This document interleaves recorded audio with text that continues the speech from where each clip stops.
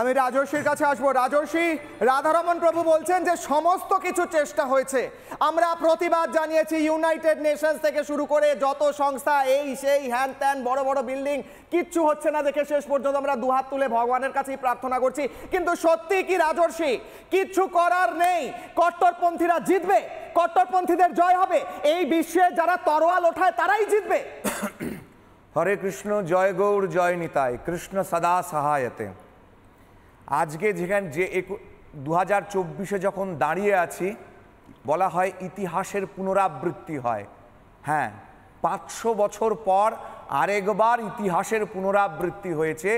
500 বছর আগে বঙ্গভূমিতে এই সময় চাঁদ কাজী কিভাবে শ্রীবাস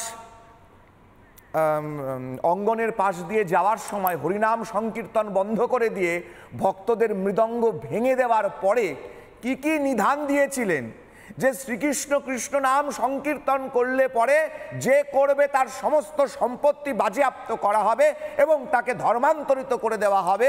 কোনো মুসলমানকে দিয়ে তার গায়ে পানি ছিটিয়ে দেওয়া হবে এবং পানি যদি হিন্দুর গায়ে ছিটিয়ে দেওয়া হয় সঙ্গে সঙ্গে সে ধর্মান্তরিত হয়ে যাবে। এই কথা মহাপ্রভু শ্রী শ্রী চৈতন্যদেবকে জানানোর পর লক্ষাধিক ভক্ত প্রথম জনসাধারণের বিশাল বড় জনসংকীর্তন আরম্ভ করে চাঁদ কাজীর বাড়ির দিকে যাওয়া হয় এবং সেখানে মহাপ্রভু চৈতন্যদেবের সঙ্গে চাঁদ কাজীর কি কথোপকথন এবং মহাপ্রভু চৈতন্যদেবের সেই নরসিংহ রূপ যা দর্শন চৈতন্য ভগবতে বর্ণিত আছে এবং তার ভক্তরা তা বলে যাচ্ছেন।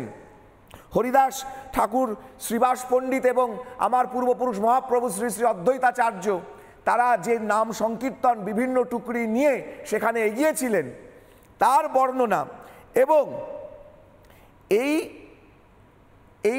সেই তারই আজকে যেটা পুনরাবৃত্তি হচ্ছে। কেন হচ্ছে আজকে কিশলয়দা? কারণ আমি আগেও বারবার করে বলেছি, শিক্ষা ব্যবস্থা হচ্ছে মূলে।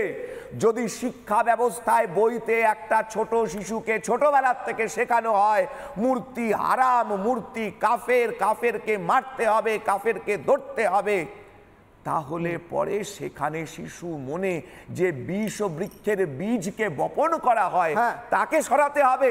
এবং কিছু রাজনৈতিক নেতারা যারা উস্কানি দেয় যে যেখানে নামাজ পড়া হবে সেটা ওয়াকফ বোর্ডের সম্পত্তি হয়ে যাবে, এই ধরনের অদ্ভুত অদ্ভুত চিন্তা ভাবনা ঢোকানো হয় যেখানে হিন্দু প্রোটেকশন আইনে কেউ মন্দির ফেরত পেতে পারবে না, কিন্তু যেখানে নামাজ পড়বে সেটা নামাজ হয়ে যাবে, সেটা ওয়াকফ বোর্ডের প্রপার্টি হয়ে যাবে। এটাই হচ্ছে মূল বিষ বৃক্ষের কারণ। রাজস্বী, একটা ব্রেকিং আসছে এই মুহূর্তে, একটা ব্রেকিং আসছে, বড় ব্রেকিং। সেই ব্রেকিং নেব এই মুহূর্তে। চিন্ময় কৃষ্ণ প্রভুর মামলা একদিন পিছিয়ে দেওয়া হয়েছে বলে জানা যাচ্ছে। মঙ্গলবার সেই মামলা হবে, শুনানি হবে বলে শোনা যাচ্ছে। কিন্তু সমস্যা হচ্ছে, আমার সকল অতিথিদেরও জানাই, সমস্যা হচ্ছে যে আইনজীবীরা মামলা লড়বেন তাদের প্রত্যেককে হুমকি দেওয়া হচ্ছে। 51 জন আইনজীবীর চেম্বার ভাঙচুর করে দেওয়া হয়েছে, 51 জন আইনজীবীর বিরুদ্ধে মিথ্যে মামলা দেওয়া হয়েছে এবং তাদের প্রেশারাইজ করা হচ্ছে যাতে মামলা না শোনে তারা। এই মুহূর্তের বিগ ব্রেকিং, চিন্ময় কৃষ্ণ প্রভুর মামলা পিছলো, মঙ্গলবার শুনানি হবে বলে শোনা যাচ্ছে। কিন্তু প্রশ্ন হচ্ছে, বাংলাদেশের ইউনূস প্রশাসন, জঙ্গিদের সমর্থনে চলা প্রশাসন সমস্ত আইনজীবীর বিরুদ্ধে মামলা করে রেখেছে, সমস্ত আইনজীবীর চেম্বার ভাঙচুর করা হচ্ছে। সেই চেম্বার ভাঙচুর করার পর একজন আইনজীবী হাসপাতালে ভর্তি রয়েছেন। এই মুহূর্তে আমি যাব কাসেম আলীর কাছে যাব। কাসেম বাবু, মামলা বলছে, দেখাচ্ছে গোটা দুনিয়ার কাছে যে চিন্ময় কৃষ্ণ প্রভুর মামলা আমরা শুনবো, এই দেখো মঙ্গলবার আমার আদালতে শুনবো, কিন্তু চিন্ময় কৃষ্ণ প্রভুর হয়ে যারা মামলা লড়বেন তাদের সবার চেম্বার ভেঙে দিয়ে এসছে। একজন প্রাণ হাতে নিয়ে লড়াই করছে, প্রাণ নিয়ে হসপিটালে আছে, আর প্রত্যেকের নামে মিথ্যে কেস দিয়ে রেখেছে। এভাবে কিভাবে মামলা হবে? এটা একটা প্রহসন নয়? গোটা দুনিয়া দেখছে না আমরা কিচ্ছু করতে পারবো না, কোনো উপায় নেই আমাদের হাতে। কাসেম বাবু, এই চিন্ময় কৃষ্ণ প্রভুকে নিয়ে বাংলাদেশ খুবই ভীতু সন্ত্রস্ত এবং আন্তর্জাতিক স্তরে গোটা বিশ্ব থেকে ইসকনের বিভিন্ন প্রান্ত, দেখুন ইসকন একটা ইন্ডিপেন্ডেন্ট সংস্থা, যারা কথা রামকৃষ্ণ চৈতন্য প্রভু শ্রী প্রভুপাদ নিয়ে যারা কথা বলেন, গোটা বিশ্বে, আমি কলকাতার রাজপথে কিংবা আমি বাইরেও গেছি, বিভিন্ন রাষ্ট্রের সাথে আমি ঘোরাঘুরি করেছি, বিভিন্ন অনেক ভালো ভালো শিক্ষিত মেধাবী ছেলে মেয়েরা রাস্তায় তারা কথামিত ভাগবত গীতা বিক্রি করছেন, তারা ইসকনের প্রচার করছেন, তারা কখনো এই দাওয়াতে ইসলাম দিচ্ছেন না বা হিন্দু ধর্মে আসার জন্য আপনাকে আমন্ত্রণ করছে না। তারা শান্তির কথা বলছেন, তারা সহাবস্থানের কথা বলছেন। আজকে চিন্ময় কৃষ্ণ প্রভুকে নিয়ে বাংলাদেশের ইউনিশ এই ফ্যাসিস্ট সরকার ভয় পেয়েছে। আন্তর্জাতিক স্তর থেকে যে আওয়াজ উঠেছে, এই আওয়াজে কিন্তু ভীতু সন্তপ্ত বাংলাদেশের সরকার। এবং এই ইউনুস সরকার ধরি মাছ না ছুঁই পানি, ভয় পেয়ে তিনি কি সিদ্ধান্ত নেবে দিগ্ভ্রান্ত হয়ে পড়েছেন। তাই আমরা যারা ভারতীয়, যারা আমাদের কাছে রাষ্ট্র বড়, দেশ বড়, আমাদের জাতীয় পতাকা ঢাকা ইউনিভার্সিটির সামনে কেউ মারিয়ে দিয়ে যাচ্ছে, আমার শরীরে চলমান প্রবাহমান রক্ত থাকতে এটা কাশেমালি কখনো মেনে নেবে না। এই প্রতিবাদের জন্য, এই ফ্যাসিস্ট সরকারের বিরুদ্ধে লড়াই করার জন্য আমার যে রাষ্ট্র চেতনা, আমার যে সহাবস্থান আমার জারি থাকবে। আমরা চিন্ময় কৃষ্ণ প্রভুর নিঃশক্ত মুক্তি চাই। ভারত এবং ভারতীয়রা 130 কোটি ভারতীয় মানুষ জনমত তৈরি করবে।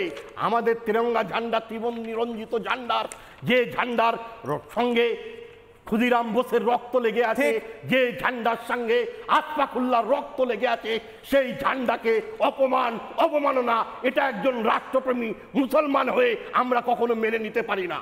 বেশ, আমি এই মুহূর্তে আমি একটা বাইট শোনাবো, তারপর আমি যাব মৌলানা সাহেবের কাছে।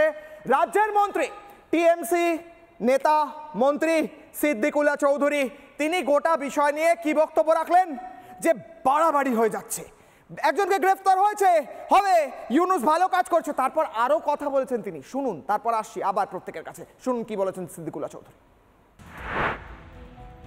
এগুলো খুব বাড়াবাড়ি হচ্ছে। বাংলাদেশি হিন্দুদের বিজেপি নিয়ে আসছে জোর করে। বাংলাদেশের বিভিন্ন প্রশাসন হিন্দুরা বসে রয়েছে, উত্তর দিতে পারবে?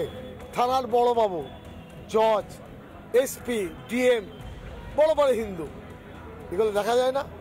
মাদ্রাসার ছেলেরা মন্দিরকে পাহারা দিয়ে পুজো করার সুযোগ করে দিয়েছে, এগুলো দেখতে পান? পাল্টা হামলা যারা করছে তার অস্থির মস্তিষ্কে।